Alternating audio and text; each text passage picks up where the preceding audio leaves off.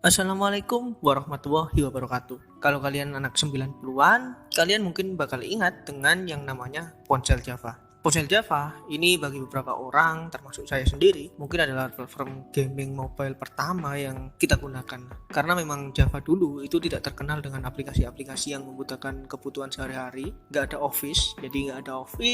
ada aplikasi-aplikasi tertentu yang memang contohnya kayak Google Kamera bisa bikin kameranya keren, nggak ada kayak begitu di Java. Jadi ya Java itu memang tidak unggul dalam hal tersebut, sehingga ya berbeda dengan adanya Android yang kadang-kadang memang meringankan pekerjaan kita. Namun ya kalau sebagai seorang gamers, kalau bicara soal game, Java ini merupakan salah satu platform gaming yang sukses. Kenapa begitu? Karena faktanya ya banyak sekali pengembang game yang merilis game di Java ya, dan memperoleh banyak keuntungan dari sana. Gamenya terkenal, diingat banyak orang. Bahkan saya sendiri ya, kalau mengingat-ingat itu sebenarnya banyak sekali game-game Java yang dinilai itu seru banget untuk dimainkan. Kalau dulu saya itu paling suka itu memainkan game yang bergenre petualangan. Ya dulu itu masih ingat banget ya, pernah membeli sebuah game di Gameloft yang harganya itu Rp25.000. Game yang saya beli itu namanya Soul of Darkness. Dan ya jujur aja sampai sekarang itu Soul of Darkness ini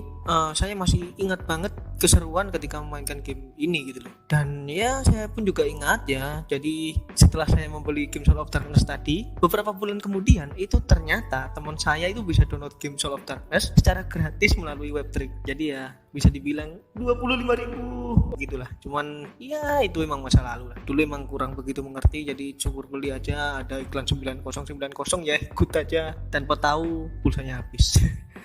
Ya ternyata teman saya lebih pintar gitu. Nah beberapa hari yang lalu ya, saya mengingat kenangan ini kembali, dan ya tiba-tiba terbesit keinginan untuk kembali memainkan game Java. Dan ya saya pun kepikiran untuk mencari cara bagaimana caranya memainkan game Java di ponsel Android. Dan ya saya mencari aplikasi di Play Store yang sekiranya bisa untuk memainkan game Java di Android, dan saya pun ketemu dengan J2M Emulator. Jadi ya, J2M Emulator ini cocok banget buat kalian yang ingin bernostalgia dengan game Java. Kenapa? Karena J2M Emulator ini bisa lebih tepatnya ini tuh menjalankan program yang digunakan di ponsel Java dulu. Jadi bisa di-run, bisa dimainkan, bisa digunakan di ponsel kita saat ini, di smartphone, dengan memanfaatkan J2M Emulator ini. Jadi kita langsung masuk aja ke langkah-langkahnya kayaknya ya. Jadi untuk memainkan game Java di ponsel Android, yang pertama pastikan kalian telah menginstal J2M Emulator. Lalu setelah kita menginstal J2M Emulator, kita bisa mencari file instalasi game Java yang tempat downloadnya itu sebenarnya banyak sekali situs-situs penyedianya. Cuman yang paling umum itu biasanya di Sevan.ru atau Ponekey atau Pongneki. Ya entahlah, pokoknya ada, nanti tak tulis saja di deskripsi linknya.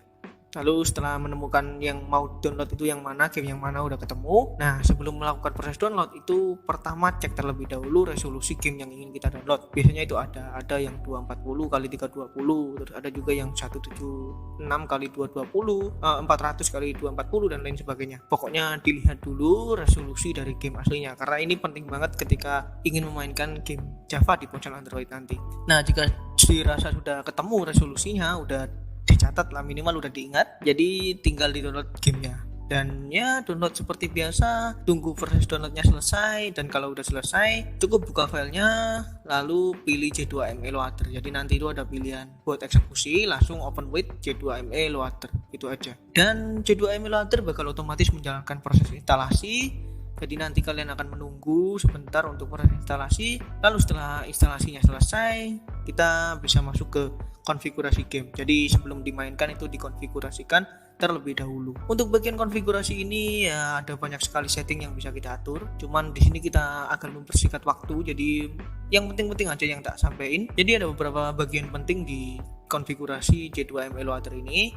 Yang pertama adalah resolusi layar. Ini silahkan kalian sesuaikan dengan yang kalian catat tadi, yang kalian ingat tadi. Jadi resolusi game tersebut itu berapa kalian tulis aja di situ.